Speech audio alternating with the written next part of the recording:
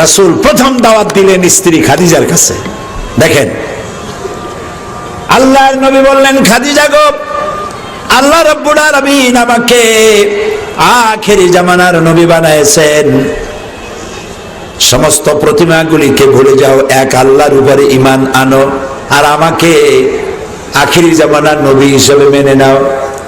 হযরতে খাদিজা এক সেকেন্ড দেরি করেন নাই, মিনিট তো দূরের কথা, এক সেকেন্ড দেরি করেন নাই, সঙ্গে সঙ্গে পড়ে নিয়েছেন লা ইলাহা ইল্লাল্লাহু মুহাম্মাদুর রাসূলুল্লাহ। জোরে পড়েন লা ইলাহা ইল্লাল্লাহ, লা ইলাহা ইল্লাল্লাহ, লা ইলাহা ইল্লাল্লাহ। হযরত খাদিজা বলেন, ইয়া রাসূলুল্লাহ, ইয়া আবুল কাসিম। তিনি রাসূলকে ডাকতেন আবুল কাসিম, কাসেমের পিতা। ইয়া আবুল কাসিম, হে কাসেমের পিতা, আপনার সাথে 15টি বছর ঘর সংসার করলাম। আপনার যখন বয়স 25, আমার তখন 40, আর এই 40 বছর বয়স আপনার হলো। 15 বছর একসঙ্গে একসাথে আমরা সংসার পরিচালনা করেছি।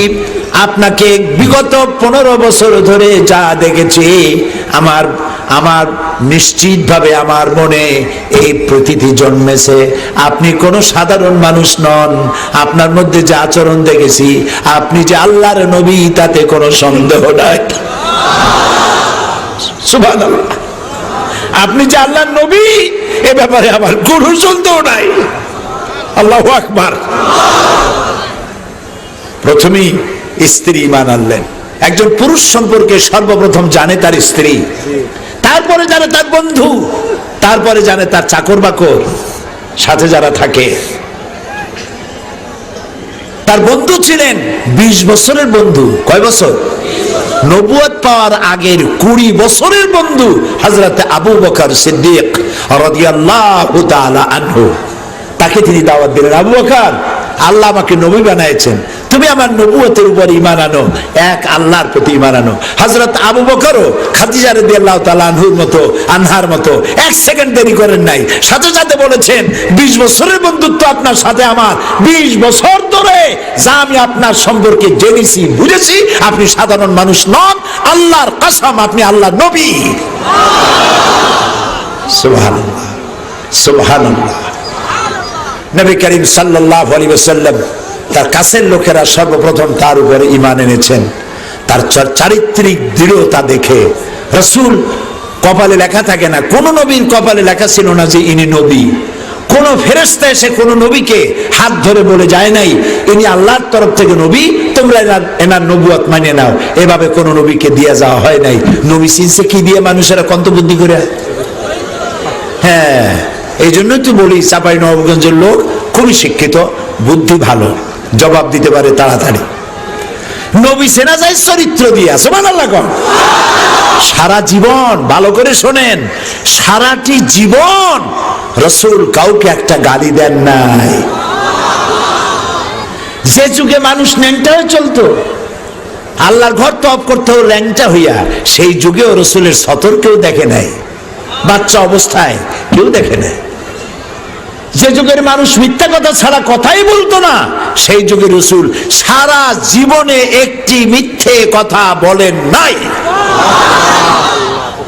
কাফেররা পর্যন্ত তার কাছে আমানত রাখতো, আল আমিন বলতো। কি বলতো? কন্ত মানে কি? বিশ্বাস, চরম বিশ্বাস্ত। তার কাছে আমানত রাখতো, নিজেদের নেতাদের কাছে রাখতো না। ওরা জানতো এই নেতাগুলো শয়তান, কিছু স্বার্থ পাওয়ার জন্য এদের সাথে ঘুরি, তারা হলে এগুলোর মতো শয়তান আর নাই। সেই জন্য তারা আমানত রাখতো রাসূলের কাছে। সুবহানাল্লাহ। আল আমিন, সাদেক, সত্যবাদী। কাউকে গালি দেন নাই, কাউকে মারেন নাই, নিজে কষ্ট করেছেন, কাউকে কষ্ট দেন নাই, সকলের কষ্ট নিজের বুকে উঠাই নিয়েছেন সারাটি জীবন। এই জন্য আমরা যত নেতাদের চিনি, আমি কারো নাম নেব না, এই দুনিয়ায় যত নেতাদের নাম আপনি শুনেছেন, আমি শুনেছি, সমস্ত নেতাদের শিক্ষাগত যোগ্যতা, রাজনৈতিক জীবন, জেলে থাকছে কতদিন, ছেঁচড়ামি করছে কি, টাকা মারছে কত, দুদুকে ধরছে কত, এই সব জিনিস আমরা জানি, আর কিছু জানি না। কিন্তু রসুলের জীবন, সুবহানাল্লাহ কোন আগেই, রসুলের জীবনকে দেখা হয়েছে মাইক্রোস্কোপিক্যালি দেখা হয়েছে, মাইক্রোস্কোপ দিয়ে দেখা হয়েছে রসুলের জীবন। জন্ম থেকে শুরু করে মৃত্যু পর্যন্ত রসুলের জীবনীকে যারা সংরক্ষণ করেছেন তাদের সংখ্যা 1 লক্ষ। 1 লক্ষ মানুষ তার জীবনকে সংরক্ষণ করেছেন। কেমনে সামাইলে তিরমিজি কিনবেন, হাবিজাবি নোবেল নাটক কেনার কোনো দরকার নাই মুসলমানদের, এগুলো পড়ে পাবেন কি? ইসলামের বই কেনেন, সামাইলে তিরমিজি কি নাম? রাসূলুল্লাহ কেমনে দাড়ি আঁচড়াতেন, কেমনে চুল আঁচড়াতেন, কেমনে চুল কাটতেন, কেমনে মুছ কাটতেন, কেমনে জুতা পরতেন, কেমনে জামা গায়ে দিতেন, কেমনে বোতাম লাগাইতেন, কেমনে টয়লেটে যেতেন, কেমনে টয়লেট থেকে বেরোতেন, কেমনে খাইতেন, কেমনে মুখ ধুইতেন, এর থেকে শুরু করে রাষ্ট্র পরিচালনা পর্যন্ত জীবনের সব কথা হাদিসে লিপিবদ্ধ করা হয়েছে। এমন নেতা আকাশের নিচে জমিনের উপর আর নাই। দ্বীপ্রহরের সূর্য দেখতে যেমন কোনো অসুবিধা নাই, রাসূলকে চিনতেও বিশ্ব মানবতার জন্য কোনো অসুবিধা নাই। কোনো দাগ নাই, কোনো স্পট নাই, কোনো তার বিরুদ্ধে পৃথিবীর মানুষের কোনো বক্তব্য নাই। সারা পৃথিবীর মানুষ তার জন্য পাগল কেন? কারণ হলো দুনিয়ায় যত নেতা হয়েছে সব নেতা কথা বলে তার নিজের দলের, কথা বলে নিজের ভাষার, কথা বলে নিজের দেশের, আর রাসূল কথা বলেছেন গোটা পৃথিবীর সব মানুষের। সাদা এবং কালো মানুষের আকাশচুম্বী ব্যবধান দূরীভূত করে একই প্ল্যাটফর্মে এনে দিয়েছেন আল্লাহ রাসূল। হযরত আবু যর গিফারি রাদিয়াল্লাহু তাআলা আনহু একবার হযরত বেলালকে বলেছিলেন, তুই একটা কালো মায়ের সন্তান। কি কথায় কথায় লেগেছে, বলেছে তুই একটা কালো মায়ের সন্তান। রাসূলের কানে এই শব্দ গেছে। রাসূলুল্লাহ ঘরের থেকে বেরিয়ে হযরত আবু যরকে বললেন, আবু যর, তুমি মুসলমান হয়েছো ঠিক, কিন্তু তোমার মুখের ভেতর থেকে এখনো জাহালাতের গন্ধ তোমার মুখ থেকে যায় নাই। রাসূলের এই কথাটুকুন যথেষ্ট শাসনের জন্য। হযরত আবু যর গিফারি মসজিদে নববীর সিঁড়ির উপরে শুয়ে পড়লেন, বললেন, আমার যেই মুখটা দিয়া বেলালকে গালি দিয়েছি, বেলালের কালো পাওটা আমার মুখের উপরে না রাখা পর্যন্ত সিঁড়ি থেকে উঠবো না।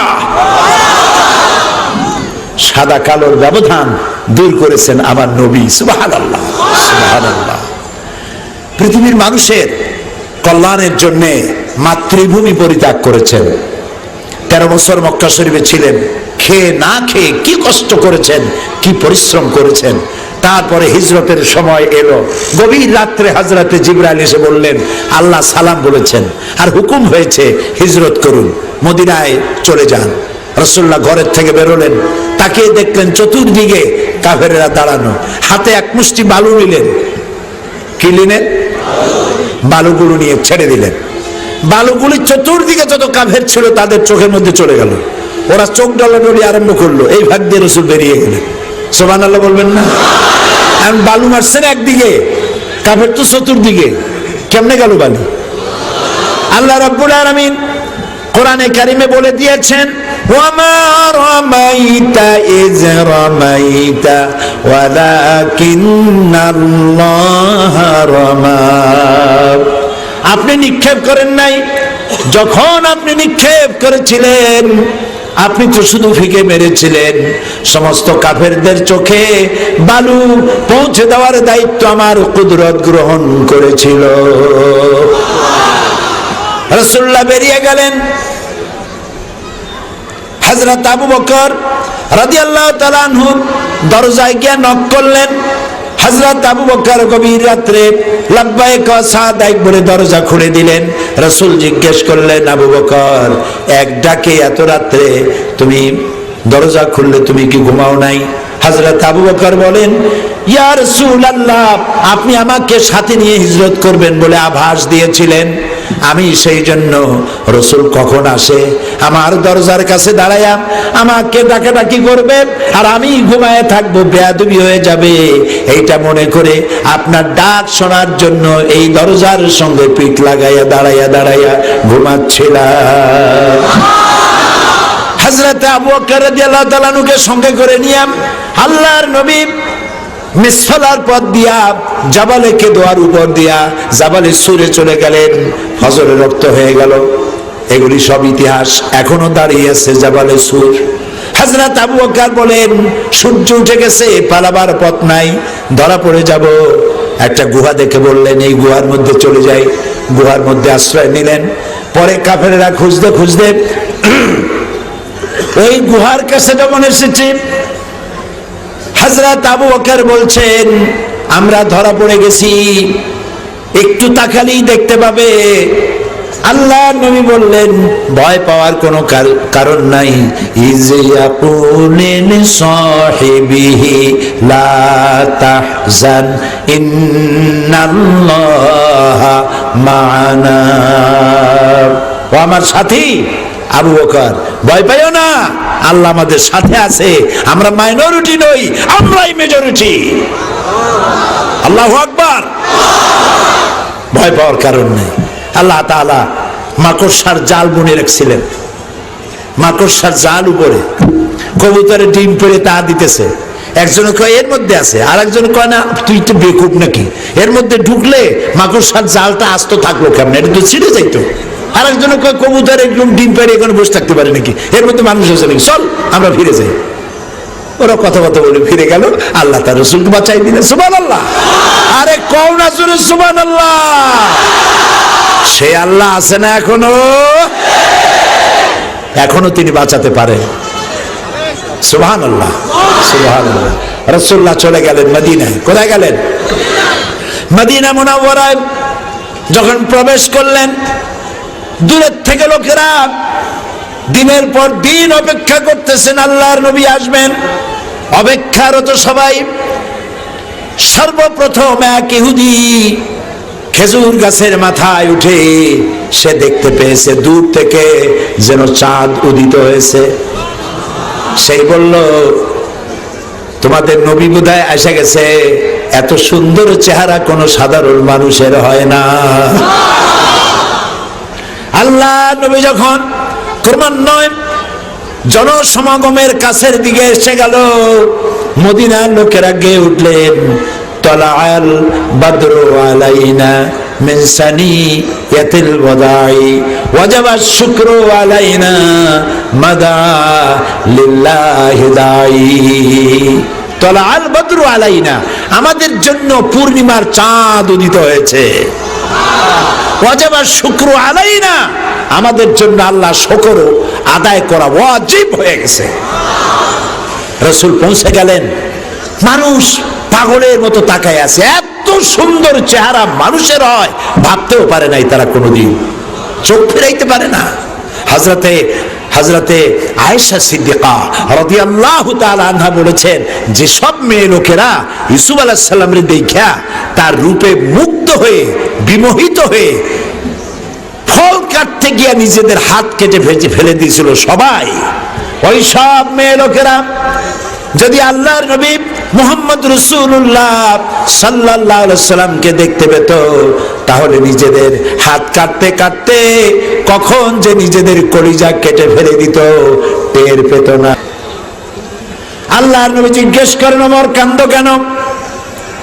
হযরত ওমর বলেন ইয়া রাসূলুল্লাহ, আমি বিশ্ব নবীর ঘর দেখতেছি, ছোট্ট একটি ঘর, আর ঘরের কোনায় পানির পাত্র সরাহি কাত হয়ে পড়ে আছে, তাতে পানি নাই, জগটা কাত হয়ে পড়ে আছে। আর এক কোনায় 1 কেজি বা আধা কেজি গম বা জব পড়ে আছে। আর রাসূল বিশ্ব নবী 12.5 লক্ষ বর্গ মাইলের প্রেসিডেন্ট যিনি শুয়ে আছেন, খেজুরের পাতা দিয়া দড়ি বানানো, সেই দড়ি দিয়া বুনানো খাটিয়ার উপরে, তোষক নাই, চাদর নাই, বালিশ নাই, হাত ছিল মাথার তলে। রাসূলুল্লাহর পিঠের উপরে দড়িগুলার দাগ কেটে আছে। হযরত ওমর বলেন আল্লাহ রাসূল, আমি সহ্য করতে পারছি না, আমার কলিজা ছিঁড়ে যাচ্ছে। বিশ্বনবীর পিঠে দড়ির দাগ আমি বরদাস্ত করতে পারছি না। আপনি আমাকে অনুমতি দেন, আমি আপনার জন্য একটা আত্মশোক বানাই নিয়ে আসি। রাসূলুল্লাহ বললেন, ওমর, আমি যদি হুকুম করি, এই ওহদ পাহাড়টাকে যদি বলি, ওহদ পাহাড় তুই আমার জন্য সোনা হয়ে যা, বলার সাথে সাথে ওহদ পাহাড়টা আমার জন্য সোনা হয়ে যাবে। আমি তো দুনিয়ায় শান্তি করতে আসিনি, মানুষের কল্যাণের জন্য এসেছি। আমার হিন্দু ভাইরা, আমার মুসলমান ভাইরা, আমার মা বোনেরা, এই হচ্ছে আমার রাসূল। সারাটা জীবন জনতার জন্য, মানুষের জন্য উৎসর্গ করে দিয়েছিলেন, নিজে আরাম করেন নাই।